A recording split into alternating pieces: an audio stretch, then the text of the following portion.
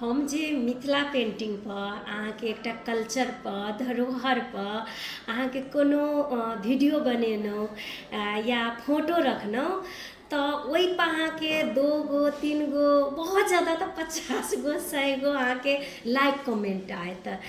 और वही पर की हेतै अहाँके कहीं फिल्मी गाना पर बनेलहुँ ओहिमे प्यार मोहब्बत वाला गाना पर अहाँ कोनो वीडियो बनाकऽ शॉर्ट वीडियो बनाकऽ अहाँ रखू तऽ ओहिपर अहाँके देखियौ ने 1 घंटामे कि 1100 1200 लाइक अहाँके कमेंट आयत।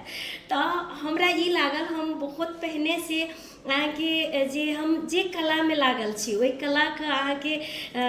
वीडियो बनाकऽ धरैत एलहुँ तऽ बहुत अहाँके नीक बनेलहुँ। अहाँके केतना मेकअप कऽ कऽ नीक कपड़ा पहिन कऽ बढ़िआँ आर्ट बना के राखू तऽ 200 100 लाइक कमेंट आयत। एक दिन हम ई सोचलहुँ कि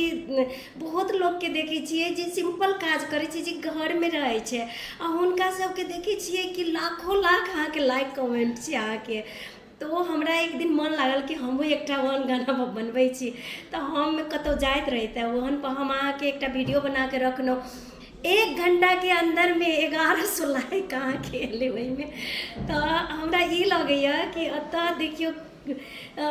हम समाजके की कहिए, हमरा तऽ आश्चर्य लगैए कि अपन सबके समाज कई तरफ जा रहल छथिन अहाँके जे एक तरफ तऽ अपन कला धरोहरके आगाड़ी बढ़ाबू दोसरमे अपन कल्चरके प्रमोट करू अपन मिथिला जे एकटा धरोहर छै आगाँ बढ़ाबू आ दोसर तरफ अहाँके जे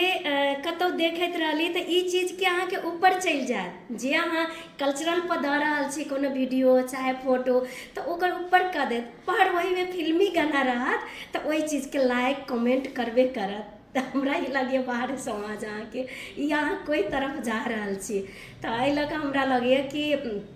नहि जे ताहिके दुआरे अभी जतेक सोशल मीडिया सब छै तऽ ई चीज जतेक खराब मैसेज सब अभी आबि रहल छै जब पेन्हर ओढ़रके है या ड्रेसेके बात करी तऽ हमरा बुझाइए ई लाइक कमेंटके चक्करमे ई बहुत ई आगाँ मतलब अपन कल्चर छोड़िके आगाँ भागि रहल छै कि स्वदेशी छोड़िके विदेशी तरफ भागि रहल छै ज़्यादा। तऽ ई सब के बना रहल छै अपन समाजे बना रहल छै अपने लोक बना रहल छै।